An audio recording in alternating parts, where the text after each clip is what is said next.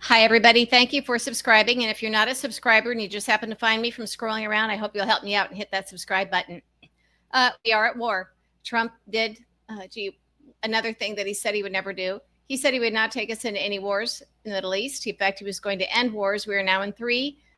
He just bombed Iran, three of their alleged nuclear sites where they had enriched uranium and other things to create nuclear weapons. Now, they had signed an agreement. Obama got them into an agreement to not escalate nuclear proliferation, and Trump got us out of it simply because he was jealous of Obama, doesn't like him, thinks he can do better, wants control, whatever it is.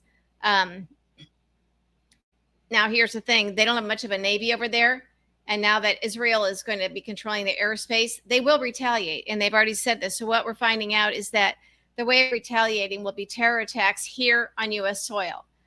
They have announced, Iran has announced that now that it's on, that this is your war. Trump, you did this and we will win it. They have said openly that all U.S. military will be targets as well as U.S. citizens. So what we can expect are dirty bombs, suicide bombers. There are obviously going to be sleeper cells here in the United States. We are all at risk. They could poison the water. There are any number of things that they can do, and they can do it cheaply. And I believe they will. So this is unprecedented. We will have war here. And it's not going to be, armed Iranians on the streets, like an army taking over. This is going to be terrorism. And I think this is what we have to expect. And there's no one to protect us because Trump is insane and evil, doesn't know what he's doing. He's incompetent. So we are in for a world of hurt. Now, it is also part of Project 2025. Let's see. It is Project 2025 includes requiring all students at federally funded high schools to complete the military's entrance exam. Now, that would be a precursor, of course, to the draft. So I've seen people on social media, they're saying, oh, that's crazy. Folks, stop saying that anything with regard to Trump is crazy, that it's tinfoil hat conspiracy thing. They put it in writing in Project 2025. They will draft, and he'll probably go to blue states first. In fact, now that they have all of our data, everybody's data, they can pick and choose who to draft. They can give only the low numbers to Democrats or the sons and daughters of Democrats, and don't think they won't do it. This is not far out there. They already have the ability to do this. And if you don't think that Trump wouldn't do this, I mean, come on, folks. This is who he is. Trump has been dying to go to war. He wants to. And the angrier he is, the more he wants to kill people. This is who he is. He wanted to use the National Guard and Marines against civilians in California and anywhere else. He's now emboldened and deputized people to be ICE agents, I guess, who can pull guns on civilians, on American citizens, simply for taking a picture of their license plate. When Trump was president the first time, he wanted to know why we couldn't shoot Black Lives Matter protesters, shoot them in the knees. He also wanted to do that with migrants coming over, crossing our southern border, to shoot them. This is who he is. Captain Bone Spurs knows that he's a loser and a coward. He wants to show how tough he is. He also now needs to show Putin how tough he is, I guess. And his feelings are hurt, and he's humiliated by that ridiculous parade last weekend, his birthday military parade, and he's lashing out. Now, here's the thing. What he's done in Iran is unconstitutional. It is not under the War Powers Act. You cannot go to war like this without Congress approval, congressional approval. He did not seek it. He, in fact, did not even tell Democratic leaders that he was doing this. Only Republicans were told in advance that he was bombing Iran. Think about that. It's unconstitutional. Now, you could make the argument, well, if it's an emergency, a president has to act. This isn't an emergency. That's why he's been saying things like, oh, I'll decide in 2 weeks. If you got 2 weeks to decide, or any time to decide, guess what? It's not an emergency. What Trump did was illegal, whether you agree with it or not. It is illegal. And it is a situation that he created by pulling us out. Obama got them to agree to not create nuclear bombs. Trump is the reason this happened. He is bloodthirsty. He's insane.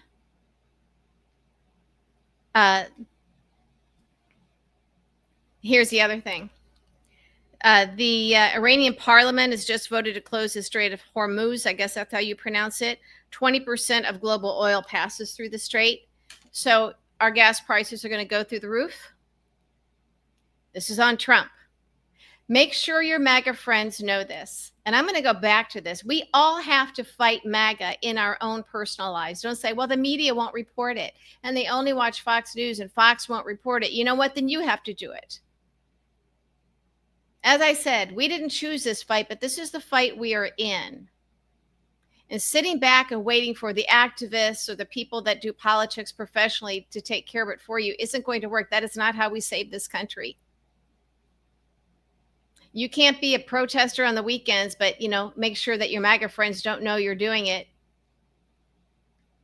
and then act normal around them and accept them. That makes you part of the problem. You're not a resistor if that's what you're doing. Yeah, it sucks. It sucks. But if the least of your problems and worries in this era with what we're facing is that you may have to part ways with some MAGA friends, then you're one of the lucky ones. Because many have suffered a lot more. I mean, you know my story, but others have had it even worse than me. So if you're like, well, I don't like Trump and I didn't vote for him, but I'm not going to put myself out there, I'm not going to go out on a limb, I think we're at a point now where that makes you part of the problem. Think of Germany in the late 1930s, okay? But here's the thing. Trump wants to do this. There are certain things that we have to kind of accept as a kind of a baseline. Trump wants to kill people. He wants to be the murderous dictator. He's wanted to before, but he had his generals and other people surrounding him that would not let him do some of the things that he wanted to do. Trump wants to be a wartime president. He wants war. He has a bloodthirsty, deep-seated evil, ignorance and hatred, and needs to prove himself to, I don't know, is Putin his big daddy now? It's just, there's such a deep-seated evil and anger about him. Here he is, wealthy, he was famous, had everything anybody in America could ever dream of.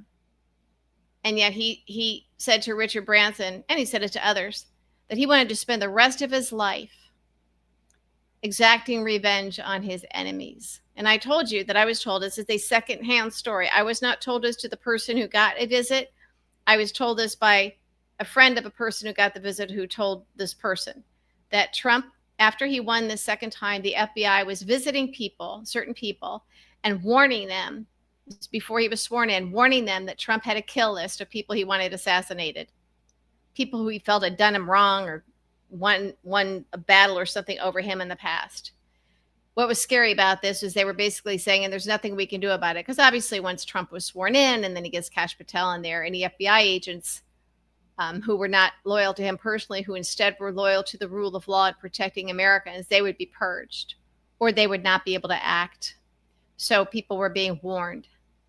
I know this from when I was living in New York. And I got in Trump's crosshairs, and he ruined my career, got me kicked off TV. I was telling truths about him. Late one night, I got a call from somebody in Trump world saying Trump has guys in Queens and they might be on their way over to cause you harm.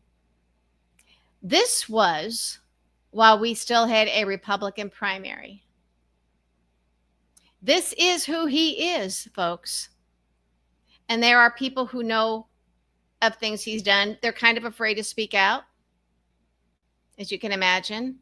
Trump wants to kill people. He does not care if you live or die. He will take your sons and send them to war. He doesn't care. Now, granted, we don't have, it won't be like boots on the ground kind of thing, but we still lose military personnel. And Trump thinks that he owns everybody's lives.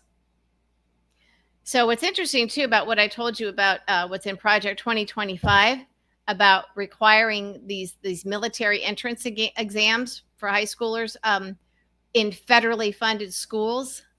Guess what? This is why they want vouchers in private school and homeschooling for MAGA kids. MAGA kids would not be subjected to this if this is a precursor to the draft. And you can bet your bottom dollar that the sons and the grandsons of Captain Bone Spurs would never be in the military. They would never be drafted. Baron Trump would never be drafted. And you know it. That's why it was so interesting at last week's military parade with the music that they chose, Fortunate Son. They were sending a message. Trump was one of those fortunate sons who was wealthy enough for his father to pay off a doctor to say he had bone spurs and therefore was not eligible to be drafted to go and fight in Vietnam. And some poor kid went in his place. Whether or not you support or think that, yes, we needed to bomb these nuclear sites in Iran, what Trump did was unconstitutional, illegal, and dangerous. And again, remember that if this was necessary, it was because of him pulling us out of the agreement that Obama got Iran to sign. Trump is creating World War III. And I think he likes it. I think it is a deep-seated insecurity, a need for violence and this kind of power and control and to inflict harm. It is like this inner rage. He has this inner rage, and that's what this is. This is not a president. This is not a commander-in-chief. This is not a diplomat. This is not a military strategist. This is not someone who wants to do what's best for this country and for the world. I think we have to understand that. Again, your MAGA friends, maybe they say they agree with it. Remind them it's because of Trump that we had to do this. And here's the other thing.